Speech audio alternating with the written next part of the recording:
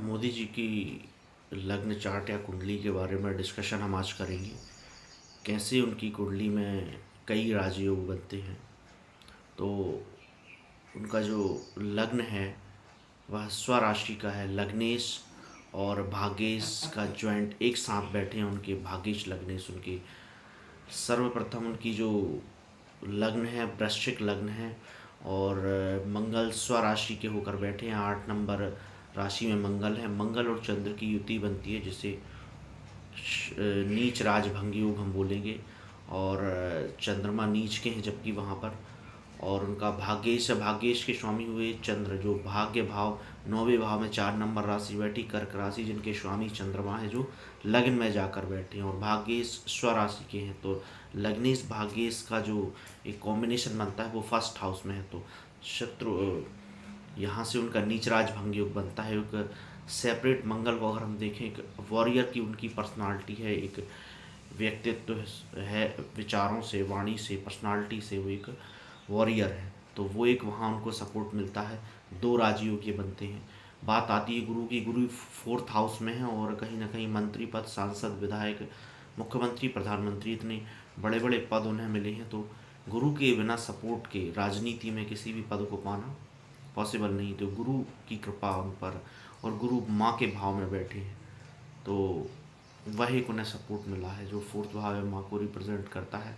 5th house में राहु है जो शार्प माइंडेड उनको बनाता है, इंट्यूशन पावर देता है। और एक राहु का जो out of the box nature है, जो एक उनका कार्य करने की जो शैली है, वर्किंग पैटर्न या मेथड जिसे हम कहेंगे, तो राहु डिजिटली वर्ल्ड में उन्हें सपोर्ट किया।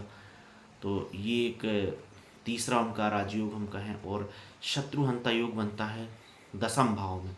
10वें भाव में शनि और शुक्र की युति बनती है जो शत्रुहंता योग। शत्रु उनके सामने जो विपक्ष है या विरोधी हैं कभी टिक नहीं पाएंगे।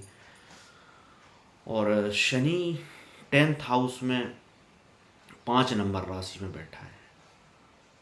तो ये कहीं ना कहीं चौथा राजयोग, 5वां राजयोग क्रिएट करता है, क्योंकि शनि अपने कर्म के भाव में बैठे हैं। जो 10th हाउस में है वो कर्म का भाव है। तो वह अपने कर्म को लेकर हमेशा एक्टिव रही हैं। 18-18, 20-20 घंटे उनका वर्क करना शनि के सपोर्ट से हो पाता है। शनि पब्लिक को रिप्रेजेंट करता है। तो जमीनी स्तर के जब वो नेता हैं तो इस कारण से हैं। शनि का स्वभाव में होना मतलब खुद के घर में होना, क्योंकि जैसा मैंने बताया कि शनि पब्लिक को रिप्रेजेंट करता है। जो रूट लेवल पर जो पब्लिक है उसको, जनता को रिप्रेजेंट करता है शनि। स्वभाव का अपने घर में होकर वह पब्लिक से कनेक्ट होते हैं हमेशा से। शुरू से जब से वो संघ से उनका वर्किंग प्रोसेस शुरू हुआ है तब से उन्हें पब्लिक, जनता से उनका जो जुड़ाव है स्टार्टिंग से ही हो रहा है।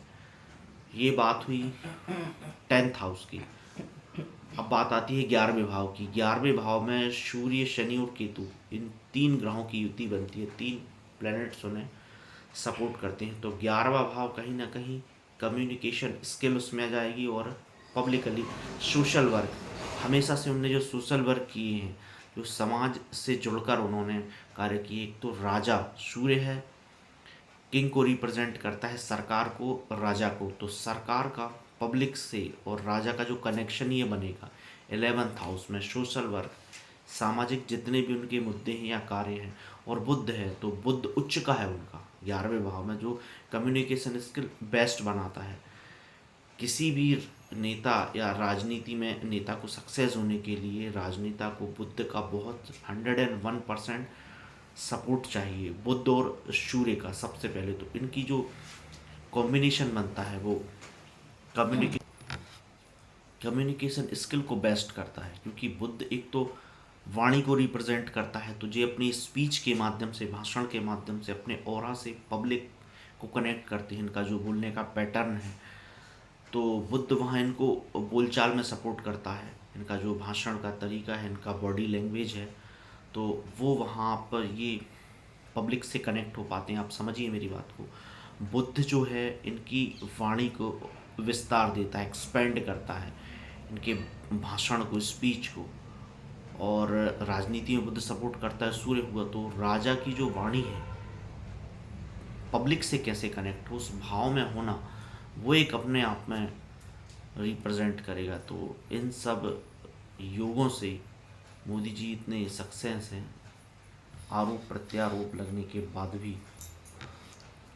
तो 4 से 5 राजयोग, वैसे तो और भी राजयोग बनते हैं, बात अब इसके बाद हम करेंगे महादशा की। 2028 तक मोदी की मंगल की महादशा चल रही है, तो अपने आप में वो एक फुलफिलमेंट है। और 2031 या लगभग 32 समथिंग के बीच इनकी शनि की महादशा चलेगी। तो अपने आप में जी एंड ऑफ द एंड में पब्लिक से और ज़्यादा रूट लेवल पर कनेक्ट होगी, क्योंकि शनि और इनके कर्म स्थान पर बैठे हैं, अपने स्वयं के भाव में बैठे हैं, और पब्लिक से जो और ज़्यादा रूट लेवल पर कनेक्ट होंगे।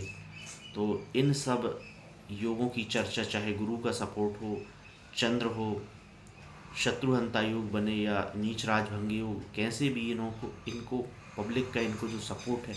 हाँ, डिजिटल वर्ल्ड में भी ये कहीं ना कहीं फेमस है। तो राहु का इन्हें जो सपोर्ट है, राहु की दृष्टि जो 11th हाउस में पड़ती है, उसका भी इन्हें कहीं ना कहीं जो डिजिटल वर्ल्ड में या सोशल मीडिया पर इनकी एक्टिविटी से पब्लिक से ये कैसे कनेक्ट होते हैं, वो सब इनकी कुंडली में राजयोग है।